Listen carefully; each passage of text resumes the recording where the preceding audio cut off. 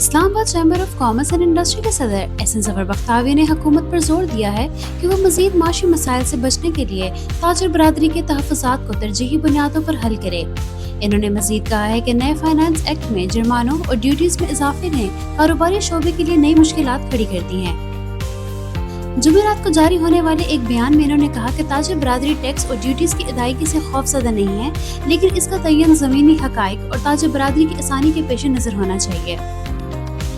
انہوں نے کہا کہ جو لوگ پہلے سے ٹیکس ادا کر رہے ہیں ان پر اضافی ٹیکس لگانے کے بجائے ٹیکس نیٹ کو وسیع کرنا ہوگا۔ ان کا کہنا تھا کہ پالیسی میں تصادات متعدد مسائل پیدا کر رہے ہیں اور نئے درجے پر مشتمل اپیل سسٹم سے ٹیکس دہندگان کا اعتماد بھی متاثر ہو سکتا ہے۔ انہوں نے فائنانس ایکٹ 2024 کے بعض فیصلوں پر نظر ثانی کی ضرورت پر زور دیا اور کہا کہ بصورت دیگر کاروباری شعبے کی بری طرح حوصلہ شکنی ہوگی، جس سے برآمدات اور ترسیلات زر میں کمی واقع ہوگی۔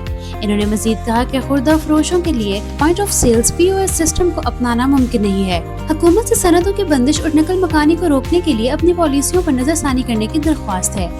صدر ICCI نے مزید کہا ہے کہ برآمدات کو عام ٹیکس نظام کے تحت لایا گیا ہے، جس کی وجہ سے مسائل پیدا ہوتے ہیں، جبکہ برآمدات پر 1% ٹرن اوور ٹیکس اب بھی کم از کم ٹیکس کے طور پر لاگو ہوگا اور سال کے آخر میں اضافی ٹیکس وصول کیے جائیں گے۔